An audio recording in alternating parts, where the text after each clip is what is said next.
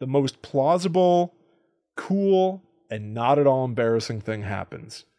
Indiana Jones climbs into a refrigerator, and then before the nuke goes off, and he survives, as he would say, a nuclear bomb. I didn't realize he says that. And the whole world cheered. Hello, welcome to Guides to the Unknown. I'm Kristen. And I'm her little brother, William. And that is the sound of Indiana Jones's whip. Scared me. Well, good. Wake up, Buster. Okay. Because we're here to talk about a very active man, so we've got to get on his level. Oh, he's active, all right. We are in more ways than one. He's very active. He's a very active. My God. But we're going to talk about the next two movies in the Indiana Jones franchise. We talked about the first two a couple months ago. Episode 194, I think, is when we talked about it. No, thank you. I'm lying to you, but I'll figure it out. I was going to say, that seems older than I thought. It was like years ago. Yeah, that's like a really long time ago. Yeah. But anyway, we are going to talk about the third and fourth movies in the Indiana Jones franchise. Indiana Jones and the Last Crusade, and Indiana Jones and the Kingdom of the Crystal Skull. So you know that we're going to be talking about the best of the best. Oh, yeah. No complaints, no problems. No, I'm sure the Peanut Gallery has nothing to say. Nope, both of these movies are perfect. I thought The Last Crusade was good. The last time we talked about Indiana Jones was 279. Okay. Indiana Jones and the Arcane Relics. We talked about Raiders of the Lost Ark, Temple of Doom. Here we are with, as you said, Last Crusade, number 3. Kingdom of the Crystal Skull, number 4, because at the end of the month, June 30th, the 5th and final Indiana Jones movie comes out, Indiana Jones and the Dial of Destiny. Indy takes his last ride. The final Harrison Ford Indiana Jones, seemingly for certain. Yeah. But we all know that franchises just keep on going. So I'm very eager to see that new movie, and I'm excited to talk about all of these relics and odd MacGuffins that he goes after, because a lot of them do have real life lore behind them. Yes, absolutely. So I'm going to kick us off with the third movie, which is The Last Crusade. It immediately feels so much better than Temple of Doom. Which is what Kristen did last time. I hated that movie. Temple of Doom, I still think, is the worst. Oh, God, yeah. Yeah. Last Crusade. By a mile. Last Crusade is really, there's a dance between Raiders of the Lost Ark and Last Crusade for which is the best. They're both wonderful movies. It's a great movie. Yeah. It has like fun little bits of business. I feel like they really corrected themselves from what happened in the Temple of Doom. I almost feel like they went in the opposite direction in a way, at least as far as setting goes, because in the Temple of Doom, they're like mostly underground. It's mostly like kind of ugly. It's not giving you a lot of eye candy. And then for this movie, they start off in like one of the most famously beautiful cities in the world, in Venice, and then just kind of like trip around to other nice places. You're absolutely right. So I'm going to tell you the plot of the movie, and then I'm going to tell you what it could have been, which is horror based. Oh. Do you not know this? I'm not sure if I do. Okay. All right. So here's what happens in this movie. It starts off with River Phoenix, who was like a famous heartthrob in the 90s, playing young Indiana Jones on a trip to Utah with like his Boy Scout troop or something. Yeah, something like that. And he comes across a group of vandals in a cave who have found Coronado's crucifix, which they kind of approach like we all know about what this is. I know. Like it's so famous, and I don't really know what that is. I mean, I can figure it out. But anyway, he sees these vandals who are going to steal it, and he's like, no, you can't take that. It belongs in a museum. So he's like a young hottie, but also a total nerd. This is this intro. It's so funny that like in the modern day, I've seen a lot of people online really take this opening to task because it's the origin of Indiana Jones. Yeah. Right. It's the first time in a movie that we're seeing somebody else play Indy, and it's like a heartthrob of the time. But we're going to find out how Indy got all the iconography. Yeah. It all happened on one day. Yeah. And it really worked out for him. And I also understand that River Phoenix studied Harrison Ford's acting to play the character. But here's the thing. He's playing what's supposed to be a teenager. Right. But he ends up playing like in his 40s Harrison Ford Yeah. as a teenager. So it just seems like Indiana Jones was born. It seems like he was like hatched Like from an that. egg, being like, it belongs in a museum. Yeah. Like he just was like that from day one. Yeah. So I've heard a lot of that criticism. This always worked for me Me too. I like it. I think it's fun. incredibly well as a little short story Yeah. of an adventure that shows that this dude's entire life was like this. Yeah, absolutely. So he steals the crucifix from the bad guys, and to get away from them, he jumps on a train, which is like a circus train. Super fun. So every car has like a different animal in it or whatever. So he goes into a car that has a lion in it, and that's where he gets his whip because it's a lion tamer's whip.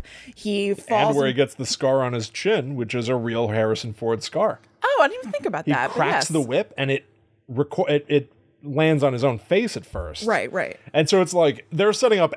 Like I'm surprised that they don't go like, where'd he get his shoes? Yeah. Like they go through like everything. They do. He at first is not afraid of snakes. At one point when he's like hanging out with his Boy Scouts earlier, he's like, oh, it's just a snake. And he like picks it up. But then he falls into like a vat of snakes that they have for the circus and he freaks out. So that's why he's totally scared of snakes. Yep. And, you know, so it's a whole thing. He gets home. He still has the crucifix. But then the sheriff shows up and says he has to give the crucifix back. And the bad He guy... technically stole it. Right. And the bad guy is like, better luck next time, kid, and takes his hat off and gives it to young Indiana Jones, who, you know, looks down and then raises it back up. And he's Harrison Ford Indiana Jones, who is fighting people as an adult to take back the crucifix of Coronado. And he does so we can put it in a museum. This is like a perfect short film. Yeah, of it's Indiana great. Jones. I love it. I love the fake outs that one of the criminal that gives him the hat, right, is dressed like Indiana Jones, has the fedora, obviously, because he's going Right. to give it to young Indy. But the movie wants us to believe that might be Indy. Like the way that the Oh, movie it is didn't occur to shot, me, you but only yeah. see that guy from behind as these kids are watching them in the cave. And then one of the other boys goes, Indiana, Indiana. And then the child turns and goes like, what? What do you want? Yeah. It's a child. It's me, 16-year-old Indiana. But so then you realize like, oh, we're with young Indiana Jones and that guy down there who looks like Indy, that's not Indy. Right, right. It's really, it's so cool. It's so Yeah. well handled. Running on a Train is like a classic of action serials, but making it a circus train with all these animals is so lively and colorful. Definitely. We see his dad, who's been like filling out his little Holy Grail diary in this opening as well, so it establishes their relationship. God We damn. see his hand. Yeah, just his hand. They're going to wait to give us the Connery. And he's very controlling, where he's like, just 1 second, Junior. Count to 10 in Latin. That's right. And so, like, you know that, like, Indiana Like, Jones that's why has he's been, like this. forced to be so learned and stuff. Right. But his dad's interested in, like, relics as well. Yeah. God damn, it's, like, perfect. It's great. So, because his dad is really interested in relics, and in particular the Holy Grail, I don't know why I've ended up talking about the Holy Grail so much in the last like little while, because it was also a big part of the Da Vinci Code. I know. chose this movie to I know. do, but whatever. Anyway, he has been hired by a guy whose name is Walter Donovan to go after the Holy Grail, partially using this like big shield that has Latin writing on it as a way to get started. And Donovan comes to Indiana Jones and is like, hey, your father is missing. Can you go, find him? And Indy's like, yes, of course I can. So he goes off on this journey with his father's Grail diary, which he was writing in hand because somebody sent it to him. Yes. So Who sent him the diary? I don't remember, and I didn't write it here.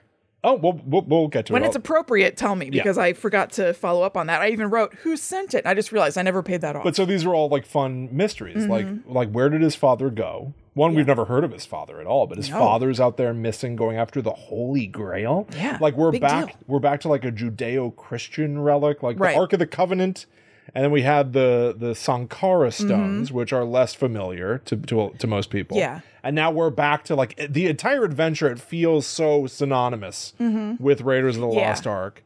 And it's just a great setup to this mystery. And I love the rubbing of the Knights of the Templar shield thing. It's like the grave rubbings you and I would have done Yes, it in is. preschool. That's correct. But I'm sorry, continue. Yeah, totally. So there are a lot of people in this movie who they'll just be like, oh, this is my associate. I don't know who it is. He and his little friend, Marcus Brody. Who is this man? This is his little friend. It's just his friend, right? Yes, it's his silly little old man friend. Yeah, okay. He's there in the first one. He works at the I forget what university it is that they teach at, but yeah, he's there in the first one. It's just his little friend. Okay. So they head over to Venice based on something in the Grail diary. And their first stop is the library where Henry, who is Indy's father, was last seen. And this is where they meet up with Elsa Schneider, played by Alison Doody, who is, I guess, another associate of Henry's. And they just call everybody associates, and I find it kind of confusing. So based on some notes in the Grail diary, they decide to look under this pattern on the library floor. So they bash the hell out of the library floor and totally break it and go down there, and there are tunnels and catacombs underneath there and a whole bunch of water, and it's totally sweet, but there are rats and stuff, which is scary. And they find the other piece of that shield that Donovan showed Indy back in America that he did the grave rubbing of, which gives them the path to the Grail, which is in Iskenderun. I don't remember it. I wrote it down. It's in Turkey. Okay. So, but then these bad guys come down into the caverns and start attacking them. And it turns out that they are Grail protectors, which is kind of like what was it? The Priory of Sion was in the Da Vinci Code. They've been doing this for thousands of years. This is a secret society that's meant to protect the location of the Grail. Yes. And even though Indy is seemingly going after it mostly to find his dad, but they need to make sure that they're not going to, besmirch the sanctity of the Grail. They can't have anyone going after the Grail. No, and they are called the Order of the Cruciform Sword. So they set fire to the water. Yeah. Intense, but Indy creates an air pocket underneath a flipped over boat that was down there, and he and Alison Doody go in there, and rats go in her hair, her wet hair. What a nightmare. Alison Doody gets pretty messy for this movie. Yes, she does. She was great. Yeah. But of course they escape and they're okay, and they go back to their hotel, which they find has been ransacked. And somebody was obviously looking for the Grail diary or something. So Indy sends Marcus Brody ahead to Turkey to rendezvous with another associate, Salah. Is that how it is? Salah. He's also in the first one. Okay. And then they will regroup, meet up with them later, and go after the Grail. Indy shows Alison Doody his dad's Grail diary, so now she knows about it, and then they make out. And they have also found out that Indy's dad is being held in a castle in Austria, which I guess the bad guys must have let slip at some point. Yeah, I don't remember how they figured out where he is. You're right. Yeah. Oh, I think it's the Templar guys. The Secret Society guys. They're like, so you were going after it for good reasons then. And I didn't have to try to kill you this whole time, and you killed many of my men? Right. Very well. Your father is being held in a castle. Okay. It's like he just gives him the information. Like that, yeah. So Schneider and Indy pull their stuff together after making out or doing it or something. And they go to the castle to save Henry. And Indy tries a gambit where he pretends to be a Scottish lord. This feels like an easy cut. Yeah, it's really strange. It's short at least. But it would lift right out. It would lift out perfectly. He's looking at I guess kind of like a beret that Elsa is wearing. And then it cuts to them at the door, and he's wearing the beret, and he says that he's a Scottish lord and he's there to look at their paintings or something. The tapestries. Yeah. And then the butler's voice is dubbed over. I didn't know. Poorly ADR'd. He goes, if you are a Scottish lord, then I am Mickey Mouse. I noticed it sounded weird. It sounds so weird. I think it's because in the first movie, Indiana Jones, and he does this here too, actually. He dresses up like a Nazi temporarily. I think, here's the thing. Yeah. We talked in the last time we talked about Indiana Jones, we talked about the origin of the character and how he was supposed to be sort of like America's James Bond. A globe-hopping ladies' man who's going to save the day. He's making the scene. James Bond is a master of disguise. He is. He's supposed to be. No, I know, but Indy clearly is not. I'm thinking about him in his beret. Yeah. Not working. Again, you just cut it out of the movie. Because I think, doesn't he just punch that guy in the face? Yes, there's no point at all because the guy is instantly onto him. Yeah. And so he knocks him out and then he goes about his business. I guess it was just a moment where Indy was like going to try a different method for a moment. It was like, maybe I can try a non-violent route. Oh, Yeah. it didn't work. Punch him in the face. Right. Yeah. We just have to revert back to our things. So they find Henry in there and, whoops, I lost my place. Hold on a second. They find Henry and they're about to get away with him when Elsa is captured by the Nazis. So Indy and Henry surrender themselves to save her before finding out that she is working with the Nazis. Asshole. She's a Nazi. She's a Nazi. And, well, so this is an important couple of scenes here. For one, I think, is it Walter? Did Walter Donovan reveal that he's a bad guy already? I think he's got the something. gun to Allison Duty's head. Yeah. I think. Yeah. And he's going like, give me the book or I'm going to shoot her. And then Sean Connery goes, what do I care? Shoot her. Yeah. And then Harrison Ford's the one that's like, no, she made out with me, Dad. We've got to save her. Right. And he goes, she's a Nazi. And then Indiana Jones gives the book over. Allison Duty is set free and then apologizes and goes like, you should have listened to your father. Yep. And then Harrison Ford will ask, how did you know she was a Nazi? And Sean Connery goes, she talks in her sleep. Right, I know. So they both, I know. father and son. They talk about it later when they're in the blimp. Do they? Yes. I was going to mention it. It is weird. It's very weird. He's like, she's old enough to be your daughter, your granddaughter. And he's like, I'm still a man. Still a man. Yeah. Still full of vitality and vim and vigor. And He is indicating that throughout the movie. virile. Well, not that, but he is quite vital. He is vital. I'll give him that. But here's the other important thing. No, we got to keep going because No. I got to tell you about the horror movie. You have to know about this part because you asked me to tell you this next part. Oh, okay. We find out who sent the diary. Oh, okay. Sean Connery sent the diary. Thank you. He goes, I sent it to you to get it away from the Nazis. You brought it back here? Oh, yeah, Should have that's right. mailed it to the Marx Brothers. Mailed it to the Marx Brothers. That's There you right. Thank you very much. You're right. I'm sorry. The thing I'm most excited to tell you about is the horror movie that could have been. I know. So I'm trying to blaze it on through. So yeah, it turns out that Donovan is also working with the Nazis. And then over in Turkey, Marcus is also captured by the Nazis. This is a whole coordinated attack. God damn, is it good? I don't want to slow you down, but I have no choice but to say this. Harrison Ford goes like, oh, Marcus Brody, you'll never find him. Marcus is fluent in 17 languages. He'll I know, it's disappear. awesome. I love Marcus. In a puff of smoke. With any luck, he's already got the Grail. And then we smash cut to Marcus in the middle, and he's like, pardon me, can you tell me where I am and where I'm going? He's like very confused. It's really, really fun. It's a great joke. So Elsa takes the Holy Grail and she heads to Germany, but luckily Indy and Henry are in hot pursuit after escaping the castle, of course. And speaking of hot pursuit, they realize that they have both romantically tangled with Elsa. Yeah. Ew. Is that in your notes? Well, I wrote ew, but I knew what it was going to be. Do Garth impression here. I thought of it earlier today.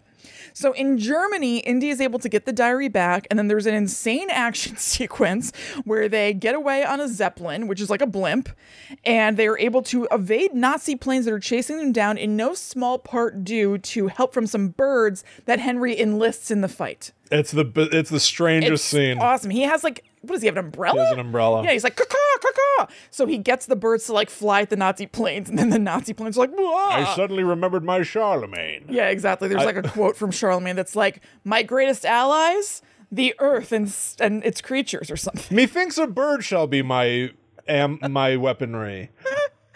It's so funny. Yes. So then, really jet setting, obviously, this is what they do. They make their way to another place where they meet up with Salah. Is that what it is? Yeah. I'm sorry, I forgot these things instantly. Who tells them that the Nazis are also there. They're in town. So they're all following the trail of the Grail. And at one point, the Nazis get into a fight with those guys, the Order of the Cruciform Sword, who don't want anybody to get the Grail.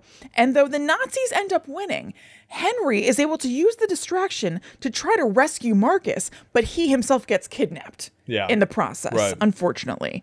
Indy goes after them, of course, and is able to best the Nazis, getting his associate and his dad back.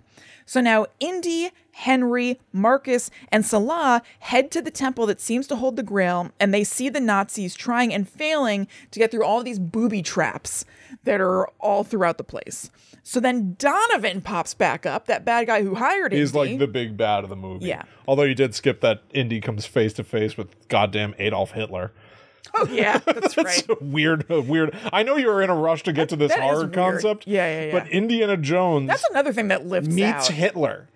It's another thing that lifts out. And also Hitler's mustache looks like shit. Like they didn't do a good job. You do not lift this one out. No. Hitler takes the Grail book out of Indy's hands and you think, oh no, the most evil man I know. in a century has the book that leads to the Holy Grail. But This could be disastrous. He's such an egotist. He opens the book and autographs it. Yep. And then hands it back. Indiana Jones came face to face with Hitler. It's like some Forrest Gumping. So crazy.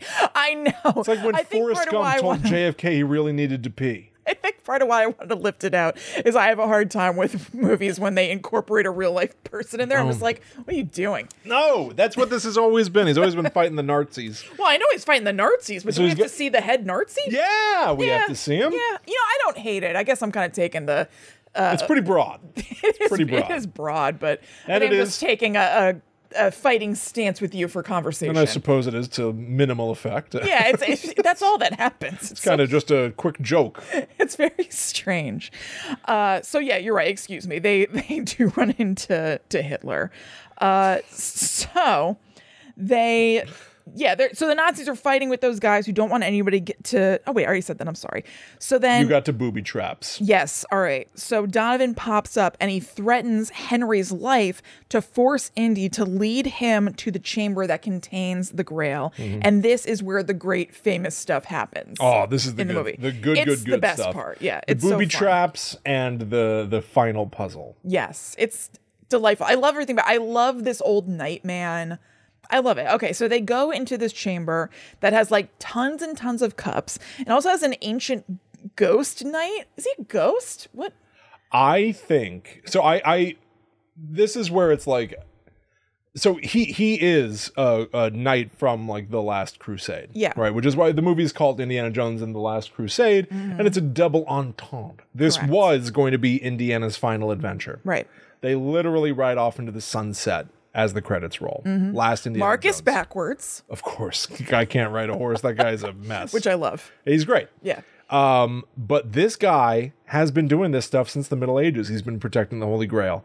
And I think in order to fulfill his duties, He drank from the cup, so he was immortal. to extend his life. I think so too. I think the grayness of him, because they have him like make-upped gray. He's been in this cave for right. hundreds of years. The grayness made me wonder if he's supposed to be some sort of like ghost or something. I know he does come off otherworldly. Yeah, but yeah. I But think no, I that think that makes sense, too. he's a demonstration of how this Grail can give you an extended life. It maybe doesn't, you drink it now you're immortal. Right. You'd probably have to keep drinking it. That's why he's aged while he's in maybe he was there. like 20 when he went in there. Maybe, but like he an old doesn't even man. know how much time has passed. He Right. he says a line that it's a very Kristen kind of line where he goes, "You're dressed very strangely for a night."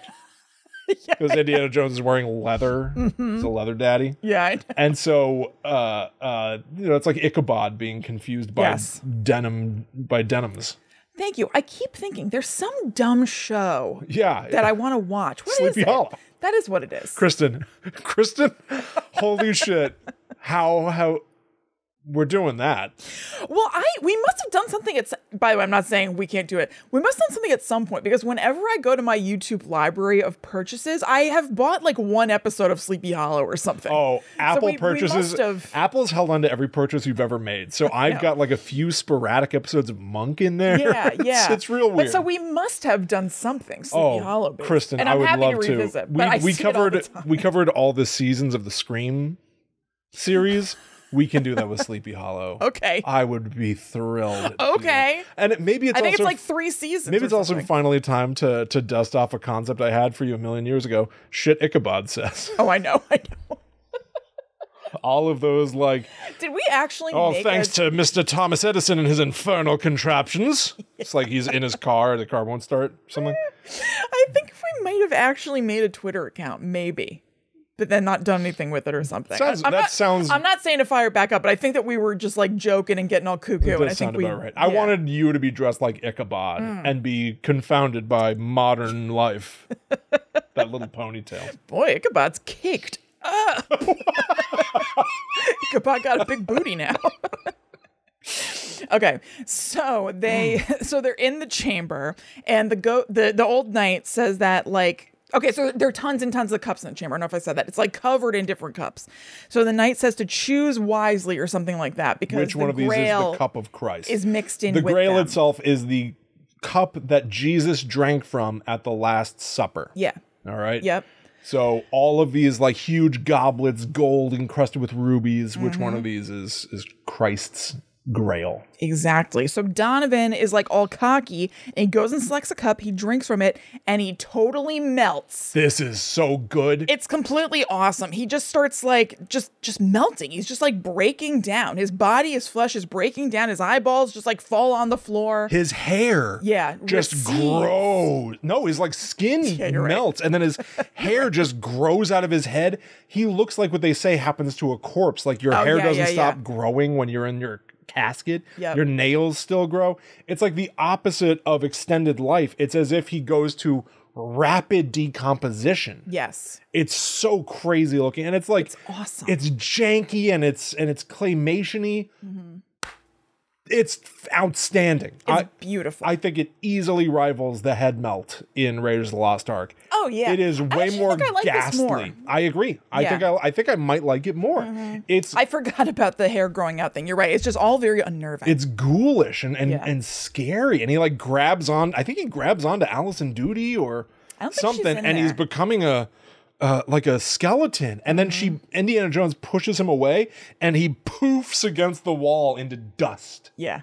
He just becomes nothing in a matter of seconds, and it looked very painful. Yes, it definitely did. So he got his comeuppance. He got his just desserts.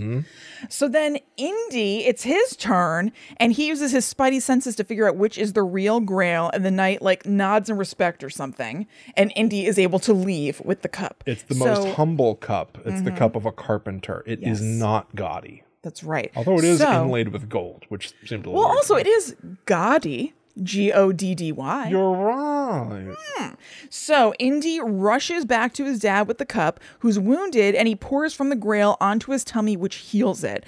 And now the caverns are like shaking, like everything's breaking down because the cup is like not supposed to leave here. Yeah, there's some double speak about the magic not being able to exist beyond a seal in the front hall. Yeah. So does the magic stop if you leave, or I don't know, but the cup can't leave. So when Allison Duty specifically tries to take the cup, the entire place starts to cave in. Right.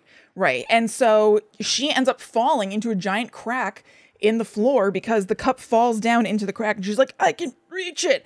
And Indy is holding on to her just like a decent person, like, I don't want her to die or whatever. And she ends up falling because she wanted to reach the cup so badly. She falls into a pit to her death. But now he starts slipping, and he thinks he might reach it. He's doing the same thing. And his dad is saying, let it go. He's like, no, it's over. But it's like, this is where he's like, we did it. This is where, I don't know if you had this feeling. I very much have this feeling. I know a lot of other people have this feeling. I think about Dad a lot with this movie. Yeah. Where it's like this, I remember I watched this movie with Dad countless times. And this is very much like a generational kind of story where it's like your parent never really stops being your parent, even if you are a big globe hopping, adventurer. Yeah.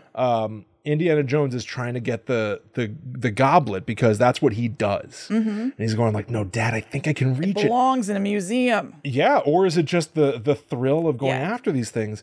And he starts to almost act like a child, like, no, Dad, I can reach it. And it just sounds like a child talking to their dad. And then Sean Connery just goes, Indiana, let it go. And that let it go is so loaded with this knowing and like empathizing with your son, but also trying to impart like it's okay to not have to go chasing this thing to your death or something. And even calling him Indiana. He keeps calling him Henry and Junior and stuff, but he finally calls him Indiana. And it sort of makes Indy snap out of it. And then we will learn at the end that Indiana's not his real name. Right. He's Henry Jones Jr. He's named after his dad. Yeah. But he took the name Indiana. It was the name of their dog. Yep. And so then Sala laughs and was like, "You're named after the dog?" Yeah. But it's like, maybe Indy thought that was cool, or maybe, and he goes, "I have a lot of fond memories of that dog." It also evokes Han Solo and Chewbacca a little bit. Okay. But it's just the idea that Sean Connery called him Indy in that moment, like, I'm going to acknowledge who you are in a way. You know what I mean? And like try to kind of like get through to you. Yeah. It's like when a parent calls you like, this doesn't work for us, but just an example, if they only ever called you Will and then they were like William. Yeah. You know what I mean? Absolutely. 100%. And it just, I don't know. It's all very loaded for me. It makes me think of Dad a whole lot. Yeah. Mm-hmm. And I think it's just like really bizarrely warm. Yeah, it's very sweet. I think so too. But so he listens to his dad and they leave. And like you said, they make it out and they ride into the sunset. Yeah. And it's very lovely. And Marcus is backwards. Okay, so here is the deal. I'm going over already. But we got to do it. So there was originally a possibility that the third movie was going to be a haunted house movie because that is what George Lucas wanted. And actually, so the Temple of Doom tanked. Yeah. And it was totally like beaten the hell out of by the movie Romancing the Stone, which people said the Temple of Doom may have like ripped off or something. Oh, I've never seen it. I haven't either. I know we had it on tape. I remember seeing it all the time and being like, no. Yep. Because it was like about a Michael couple. Douglas. And what the hell's her name? Kathleen Turner, okay. I think. It's about like a couple that's breaking up, but then they go on this like epic adventure or something. But so they were compared a lot, I guess, and unfavorably. And so George Lucas ended up hiring the writer of Romancing the Stone, Diane Thomas, to write the script. And she wrote a first draft, but then she unfortunately passed away. Oh. So that was that. But also, Spielberg was not into it. He said he didn't want to do that kind of movie because he had just done Poltergeist and he didn't want to do another like ghosty movie. Did he do Poltergeist? That's the question. So Lucas had a second idea that he had thrown out there for a movie called Indiana Jones and the Monkey King, which he hired Chris Columbus to write, who changed the name to Indiana Jones and the Garden of Life. The script, better. Yes. The script is online, and Bloody Disgusting reports that it's bizarre and it includes, quote, among other assorted strangeness, adorable pygmy sidekicks, steampunk Nazis with machine gun arms, and a scene where Indiana Jones outruns a 3-story tall, 100-foot-long tank on the back of a rhino. Oh. But it also folded George Lucas's original haunted house concept into the cold open. So I don't think it was using the script that Diane Thomas wrote, but just the idea of wanting there to be a haunted house thing. So the cold open in these movies is usually its own little microcosm story. Right. It would have been a haunted house. Mm-hmm. Okay. And this very much seems like it is. And the script is online. You can find it. But so I'm going to give you a summary of what happens in it. So in this, Indiana is on vacation in Scotland, where he's loving life and just fishing away, when he is interrupted by villagers who are terrified by the grisly murders that are taking place around them. And they take Indy to look at the newest corpse, which he finds is just like all rubbery, like all of its bones have been broken, and it has a greenish face frozen in a grimace of pain. So Indy teams up with an Inspector McGowan and his police team, and they're drawn to a huge Gothic castle, which has gargoyles and all that kind of stuff, with one single light flickering in a window. And McGowan tells Indy that the light only appears when there's been a murder, so they go inside to investigate. Awesome. And they do classic ghosty stuff. They're chasing the sound of like disembodied laughter. There are cobwebs everywhere, like the whole nine. And at one point, this is crazy to me. I can't really imagine this in an Indiana Jones movie, but I kind of love it. At one point, Indy ends up in the basement of a bell tower. So I guess it's just like a huge column where the bell's at the top and you could be way down at the bottom.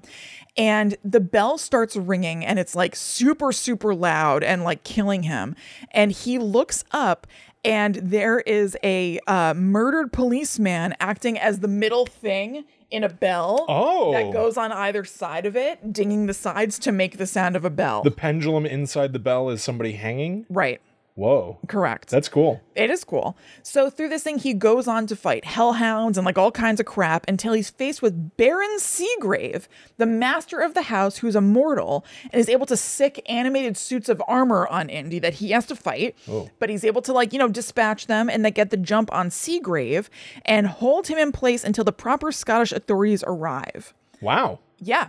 And then when they get there and Indy hands off Seagrave to the policeman, Seagrave goes into the back of the police car.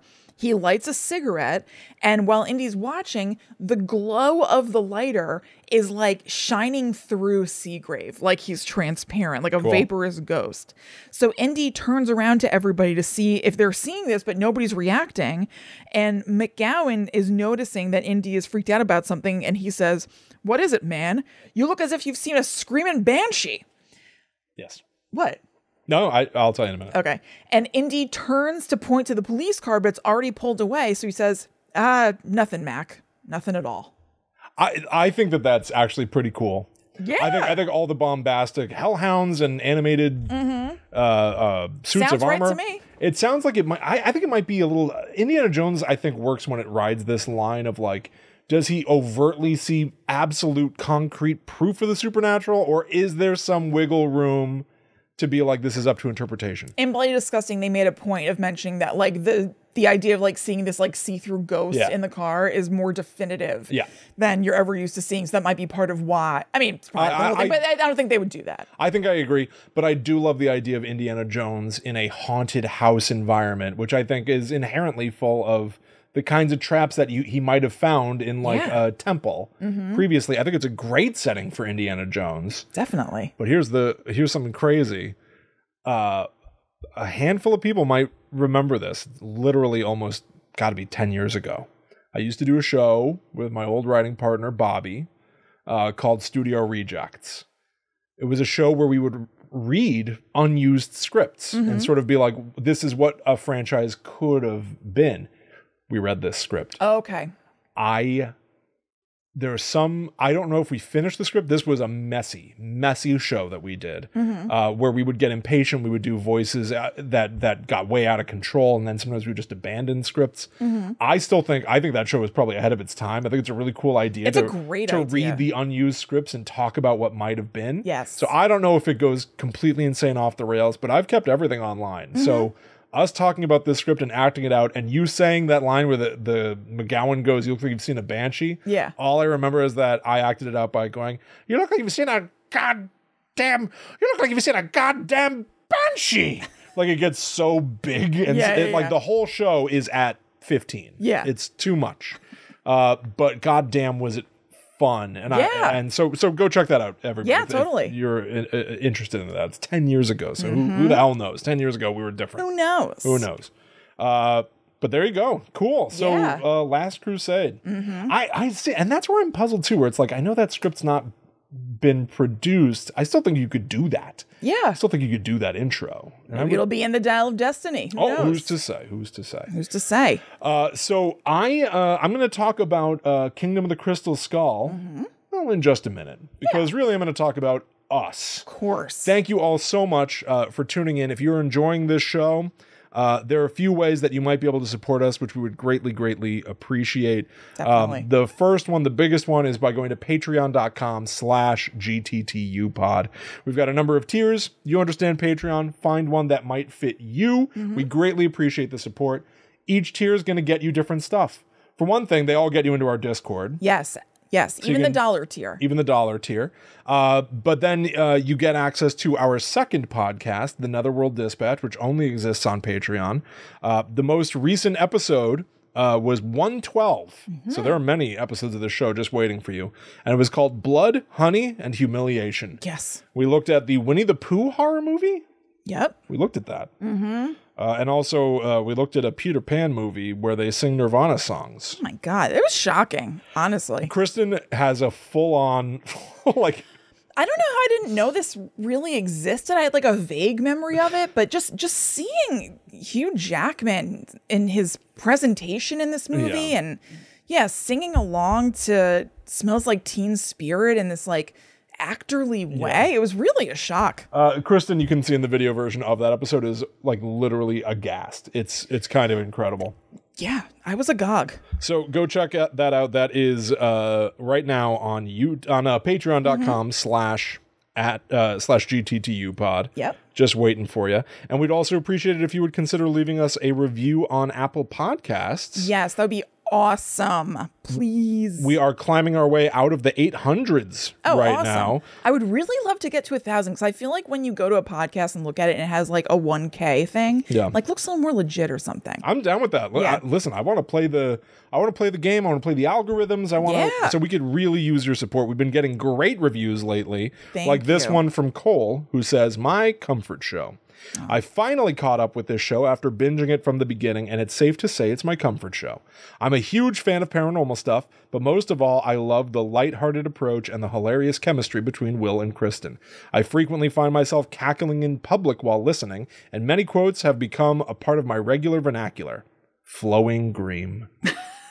That's awesome. I love this show. Cole. 5 stars. Thank you. Thank you so much. I'm so glad to hear that. That's awesome. Thank you all for being part of this silly little guidey adventure. Truly, thank you. All right, let's do it. Let's talk about the today, the elephant in the room.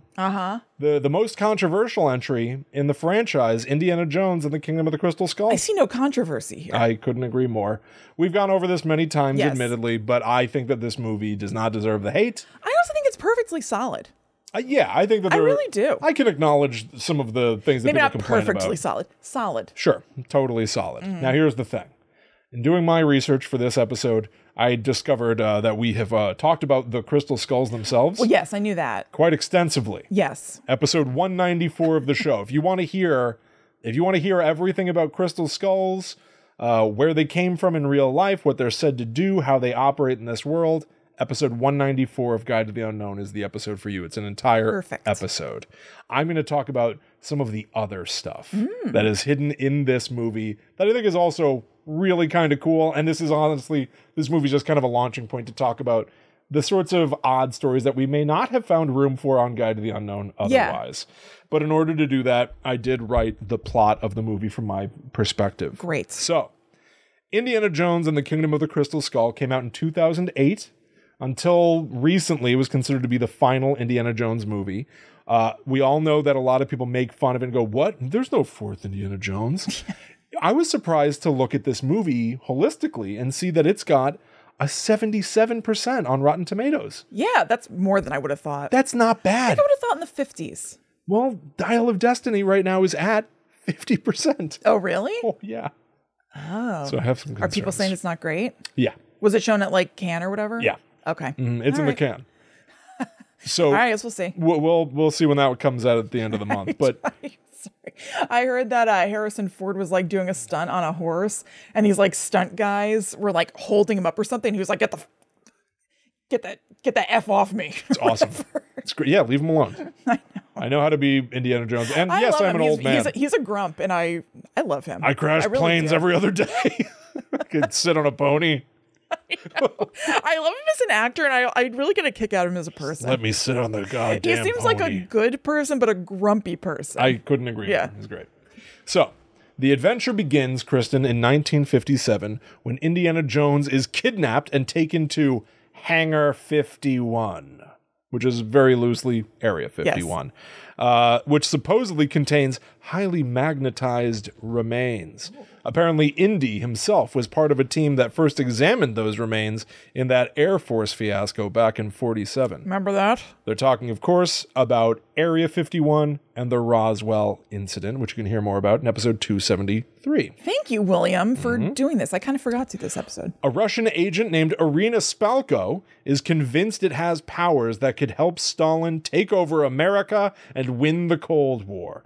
Literally psychic warfare. If they can get these remains, psychic power will help take over the minds, mind wipe all the U.S. citizens.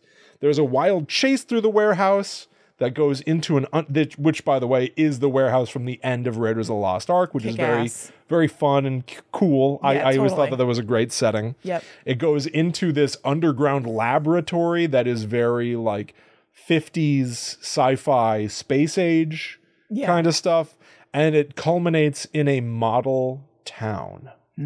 This is Indiana Jones. He's running into this house calling for help. Howdy Doody is playing on a TV, and he runs up to a family sitting on the couch, but oh my god, they're all mannequins. Yeah. Everything in this house is fake. It's like the house from Arrested Development. Fake food, wax fruit, and fake people in all the houses because, as we're going to discover, he is in what is called a DOOMTOWN. A DOOMTOWN is a real thing that was used when we were building and testing nuclear bombs. Man. They were used to test the efficacy of nuclear weapons, and so they would create actual houses that might exist in suburbia, like down to like, you know, the grass out front and the shingles on the roof to see what happens to our structures when a bomb hits. And so I took some notes about DOOMTOWNs. What an awesome name. Yeah, it's totally awesome. DOOMTOWN. Now, the most plausible, cool, and not at all embarrassing thing happens. Indiana Jones climbs into a refrigerator, and then before the nuke goes off, and he survives, as he would say, a nuclear bomb. I didn't realize he says that. And the whole world cheered and said, whoa, that was so cool, and we're all on board with it. Good to know. That's all we need. The globe-hopping adventure really begins in earnest here. Indy has been asked to retire because he's been now investigating. Because now he belongs in a museum. Chris. Well. I've never heard that joke before. He's being investigated. Do people say that? Oh my, yeah. About an old man? No. Well. Yeah. Yeah. So he's being investigated for maybe helping the Russians, but it's like during this Cold War panic, and like this, like Joseph McCarthyism. Better dead rampant. than red. Yeah. Give me names. And so he's being forced to leave his job. And so he's just going to get the hell out of here. But he's stopped from leaving town by a precocious young man, a little greaser boy named Mutt Williams, played by Shia LaBeouf. Yeah. Who, complicated, asks Indiana Jones for help finding his friend, Harold Oxley. Okay. Who is both Shia LaBeouf's father figure or friend. Okay. But also, he is Indiana Jones's friend? Huh. Okay. It's very confusing. We've never met this man before. Yeah. So he's only ever talked about. We have no idea. Yeah. But also, Shia LaBeouf's mommy has gone missing. It all seems to have something to do with a crystal skull that Oxley found. Indy is in. Yeah. So they start going through research, and Indiana starts going over these like notes that Oxley had written that seemed like kind of crazy and mixed up and muddled that seemed to point to Peru. And so they're going to travel to Peru, and they go over some fun real life stuff. One is that in Peru, there are things called the Nazca lines, and this is real. Yeah. These are sort of like drawings of insects, plants, animals that are sometimes 400 yards long, 4 football fields. You can only really get a look at them from the sky. Yeah. And they were made hundreds of years ago. It's amazing. And there are conflicting explanations for why they might exist. The one Indiana Jones gives is one that a lot of people do say in real life, that maybe the people in Peru who built the Nazca lines were trying to leave them as messages to gods, because only gods could can see them from that perspective up above. Yeah.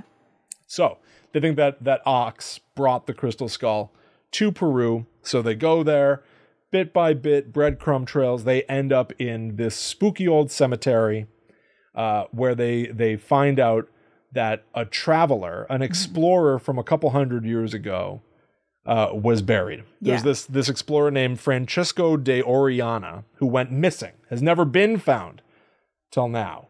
Indy and Mutt find him because supposedly Ox put the crystal skull with this old explorer's body. And there's a really cool scene, and actually there's a double coolness here. They find these old corpses buried under a cemetery. They're not properly buried in the cemetery, they're buried under the cemetery. The body of this old explorer is encased in these like wrapped bands of fabric. It's like he's in a cocoon. It's like somebody built a cocoon out of straps of fabric. Yeah. Like mummy straps of fabric. And the second that they cut it open and they see the man's face, it looks like he's been preserved. It looks like he's like Walt Disney frozen on ice or something like that. But as they keep looking at him, his face starts to chip and fall apart. Like his nose just dissolves into dust until you just see that skull bone thing. Yeah. And Shia LaBeouf even goes like, what happened? And Indiana Jones has an explanation. He's been preserved for hundreds of years, air doesn't agree with him. So just on contact with oxygen, he just decomposes right in front of their eyes. Yeah. There's a fun parallel there. When Indiana Jones was tasked with going into Hangar 51 to find this magnetized remains, they find what seems to be the corpse of an alien. Right. And the way that it's encased, it's in black rubber bands. So it's encased in Hangar 51 the same way that this old explorer was encased under the cemetery. Just like a fun visual parallel there. Yep. So they find the crystal skull with the bodies. It is literally an elongated alien skull that is translucent white, but bizarrely, severely magnetic. It's pulling gold coins to it. Bizarre for two reasons. Crystal is not magnetic. Right. And gold is not magnetic. And we get a great moment where Indiana Jones looks at Shia LaBeouf and he looks like a little kid. He looks excited and goes, what is this? Yeah. It's like, it really is like this it's cool. come alive moment for this character where like, usually he knows everything. And he's already given us some loose lore, but he's excited about this crystal skull. I think it's kind of neat at this point. Yeah. They end up getting captured by the Russians, particularly Irina Spalko. Indy is subjected to some sort of bizarre form of torture. Because this is all like some psychic shenanigans, Irina Spalko says that the skull itself has psychic powers, and it drove Oxley insane. He's like out there like dancing. Now that they're captured, they see Oxley. He's literally like dancing and speaking in riddles. Yeah. Indiana Jones is strapped to a chair and made to stare into the crystal skull's eyes. And he goes into like some weird convulsions and stuff. And then once he comes out of it, he's full of this compulsion to return, return. He's got to bring the skull back to where it belongs. Kristen, they're going to the lost city of Akator. Yes. Akator is basically an El Dorado type notion, a city of gold. Is it a city of treasures? Who knows? Irina Spalko wants in, and now that Indiana Jones has made some form of mental contact with this crystal skull, he knows how to get it there with the help of Oxley. Irina Spalko is Cate Blanchett, by the way. Yes. So everybody can just picture it. And she is the big bad of this movie. So there's a big chaotic chase through a jungle. It doesn't at all look like barf.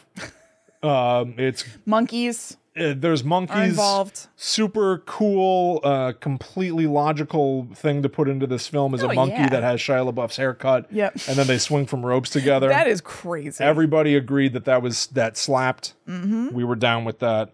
It was the coolest daddy-o. Oh, yeah. So they arrive in Akator, where they do find artifacts that span perhaps the entirety of human history. Indiana Jones realizes that maybe it's treasure, but really, these ancient aliens were archaeologists themselves. They collected all this stuff just like Indiana Jones. Yeah. Knowledge was their treasure. They're the same. That's what he says. That's what he says. I know. They go into a room that has 12 full-sized alien bodies. It's not just skulls. There are crystal skeletons all sitting in seats. Yeah. But one remains, a 13th body that is missing a head. Sans skull. The skull that they've been carrying. So they hold it out and it magnetically thunks onto the body. And then these skulls and skeletons start to sort of like move and the room starts to rotate and it's spinning faster and faster and faster. And we realize like, oh my God, we're not just in some old temple full of dusty relics. Right. We might be in the belly of a goddamn spaceship. These 13 bodies, as they're spinning, actually start to meld together into one singular being. And a totally kick-ass, not stupid alien leans into the camera and like stare. Oh, is he staring at you? I know. Ooh, and you get a chill up your spine because you know it's so good. It's looking all good.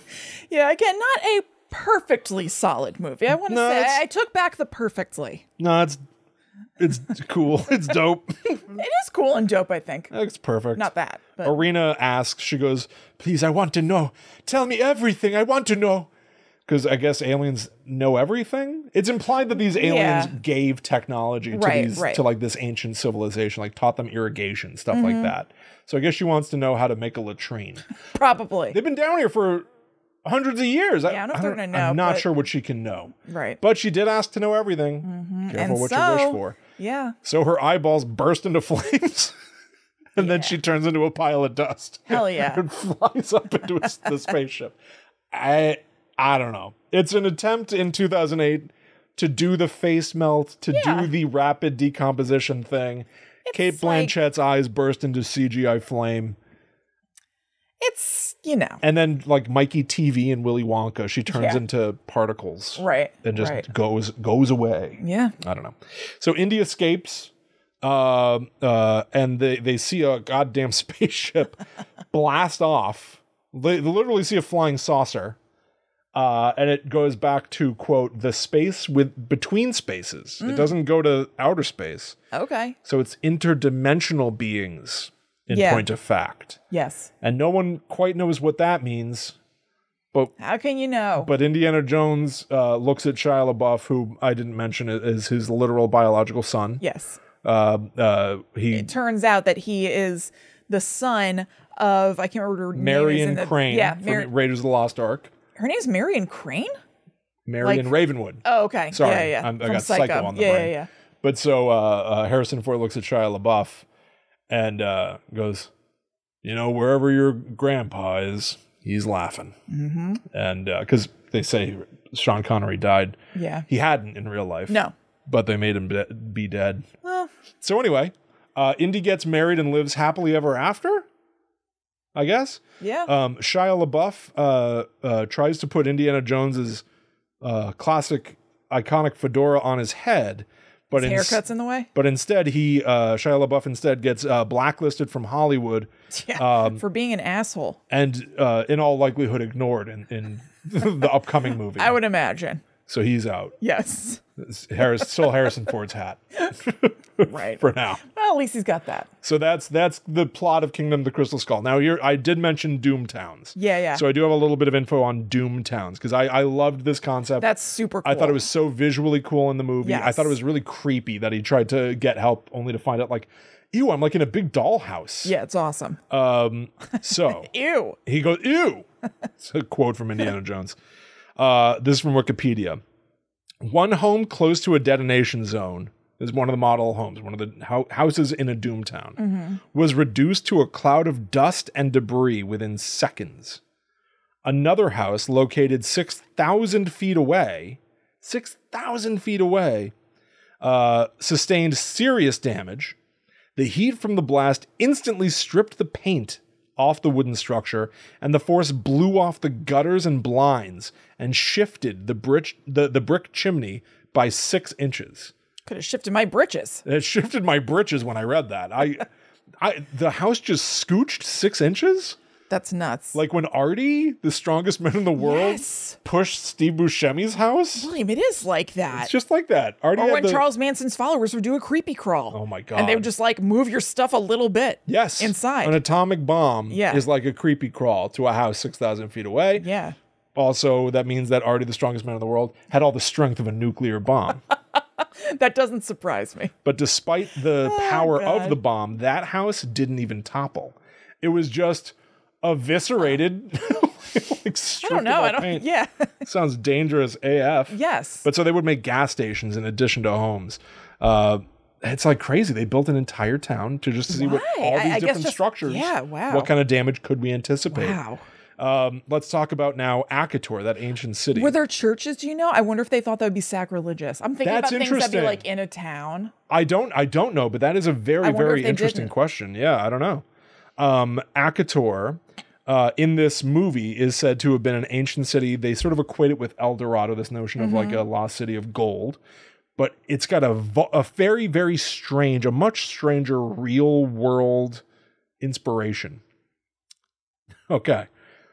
There is a man. He's still alive. Tatunca Nara.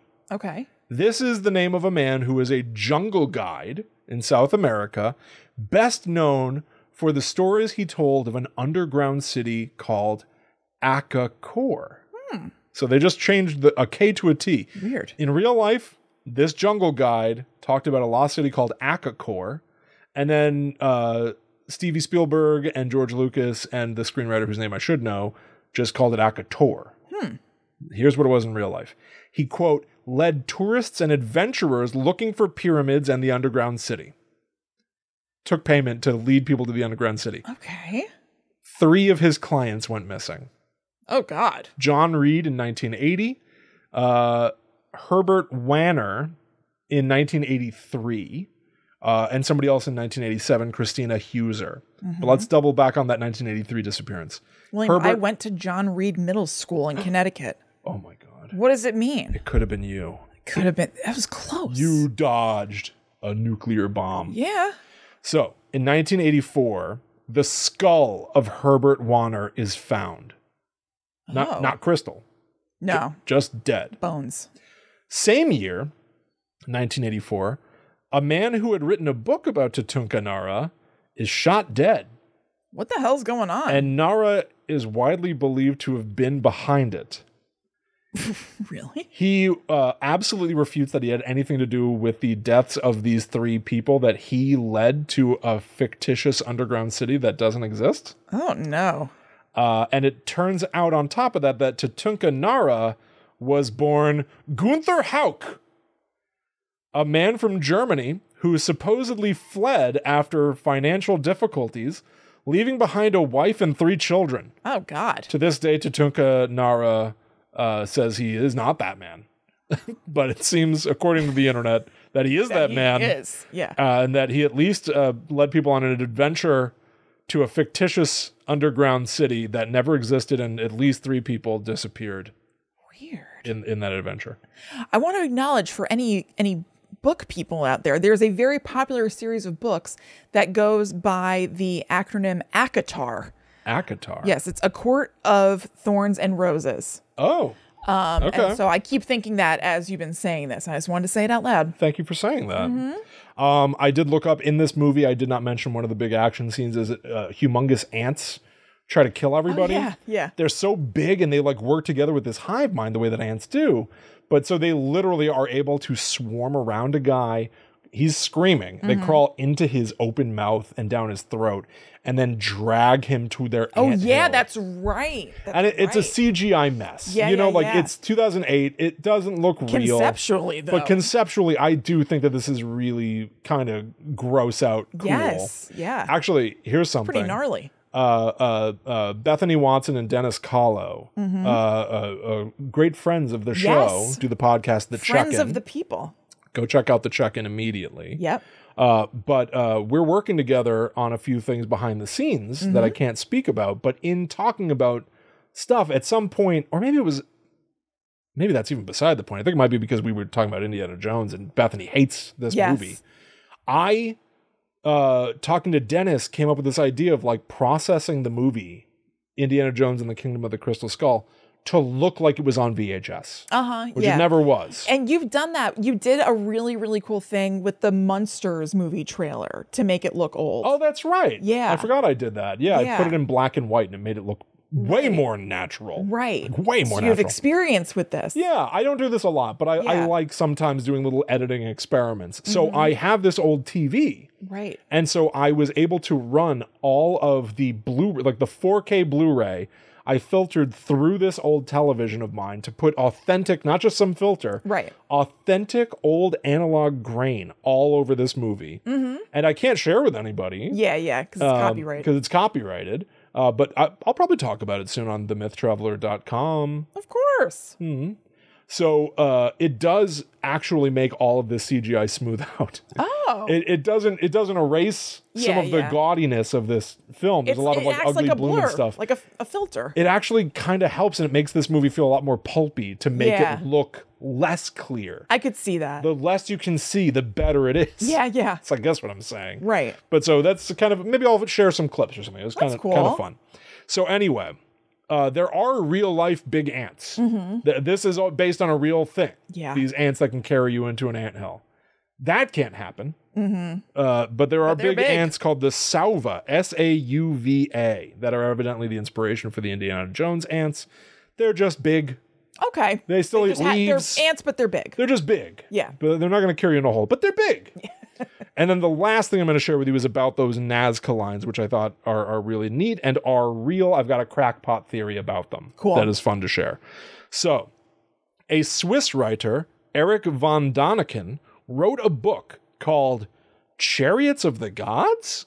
Which is weird. In 1968, that was very informative and not at all Horse shit. Ah, very good. He theorized that the shapes and lines of all these drawings. Now, a lot of the Nazca lines are just straight lines. There are like a ton that are just straight lines, and people are like, is that like the flow of water, or what is this supposed to be? Yeah. But then there are these large 400-yard big drawings.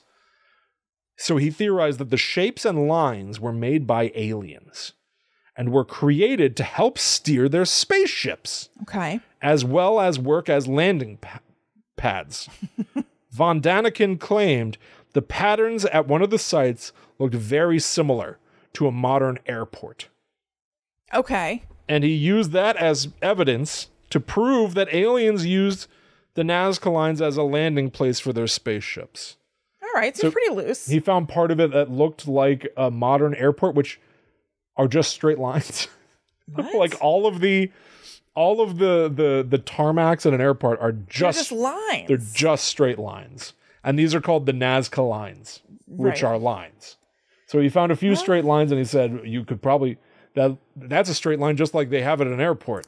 It's not the strongest argument I've ever heard. All right, straight line like a highway. Yeah, right. All right, it's an ancient alien highway. But he just saw straight lines. All right. Well, sometimes you just really want to see it, you know? I guess. You know I love that kind of I know. though. So there's a whole goddamn book of that. Boy. Anyway. Sounds like something else. So between all of these explorations of some of the like on the margins oddities, I didn't look up whether or not there are real life monkeys that have Shia LaBeouf's haircut. There may be. Yeah. But I did like having an opportunity to cover some of the little oddities of this movie and couple that with episode 194 about the Crystal Skull overall. Yes. And I think that this movie is well handled. Absolutely. So is it perfect? Yes. Obviously. Is it one of the greatest movies ever made? Duh. It could be. Yeah. I think we've laid out a really good argument. Just as good as that argument about the Nazca line. I couldn't agree more, Raj. Thanks, Willie. We did it. Yeah. So next up, Indiana Jones 5. That's right. Is actually happening. The Deaf Final. The Dial of Destiny, and it involves time travel, I think. Yeah, I guess. I don't remember. I did watch the trailer, but I don't remember anything. If you look at these movies, 1 is great, 2 is bad, 3 is great, Yeah. 4 is okay. Fine. 5 should be great. Yeah, following the pattern. The odds are good, and the evens are rough. Right. Or what are we doing here? I know. What's your plan? Because broad, like wide open reviews are not out there yet, but it's at a 50%. Right. So I don't know. Yeah, from the Cannes Film Festival. Maybe it's a bunch of smarties. You never know. Maybe it's a bunch of smarty pants. That is absolutely it's not true. up to my standards. Could be a bunch of hoity-toities. I'm not sure. Yeah, Or the toity-woities. Right. We're going to find out. June 30th, the Dial of Destiny opens. I will be there with my bucket of popcorn. Yeah. And my You don't like popcorn. my fedora William. and whip. Oh, we should also mention that our sisters got our dad an Indiana Jones hat for his birthday one year. Oh, boy. When I was in elementary school. And if he had to drop me off at school, he'd be wearing his hat and it was embarrassing. That's pretty amazing. Yeah. That is a pretty, that's a great, what a great dad move. Totally. Better get my hat. Yeah, right. What? What? I like it. Like, I think he did. Dad. He did like it. He though. did. Oh. Yeah. He liked it. Yeah. He But liked so it. wait, this wasn't a pure joke. Like, No, I'm gonna goof the listen, kids. Karen and Lynn got him the exact right gift. Yeah, and they screwed us. He was into. Yeah, he liked that hat a lot. Sure I don't know did. where it is now. I don't know either. It It might be in your house somewhere. No, it's don't not. think so? I actually do know where it is. It got destroyed. Oh, what? Why did you say it like that? It got destroyed. An animal peed on it. Oh, okay, that's Yeah, destroyed. yeah. Okay, fair enough. I thought you were like, No, I know that. you took it out did back come and out like shot that. it. Yeah. I burned it and stared into the flame. let's just say that hat won't be bothering us anymore. Don't worry about it and don't ask any more questions. Just know that it's gone. It's gone. And we're fine. We're burned. safe. It burned. All right, everybody. Thank you so much for joining us for this episode. The first 4 Indiana Joneses completo. Yes. We'll be back for Done and dusted. Dial as of the Destiny. British say. If it's anything the way that we usually handle new movies, it'll probably be on the Patreon, I should say. Yeah. But stay I will tuned. definitely see it in theaters as well. At GTTU Pod to see whenever that episode comes out. I undoubtedly will do a spoiler-free discussion at the start of the episode so that you can all feel safe and secure. Yes. But I bet we'll be diving pretty hardcore into that movie whenever we get around to recording it. So I look forward to it. pay attention to the feeds, everybody. And thank you so much to anybody who does already back us on patreon.com/GTTUpod. Can't even tell you. Thank you so much. My dog had a medical emergency last week and she is fine, but our Patreon money was a huge help. So thank you so much. It was such a relief, and thank you. You took from what'd you take from the No, like my part of the it. stores of I didn't agree for that money to be used that way. All right, everybody. Thank you. We'll see you in the next one. At GTTU Pod, at Chillin' Kristen, at The Myth Traveler. Until that time comes, we must travel. Back to the netherworlds go we.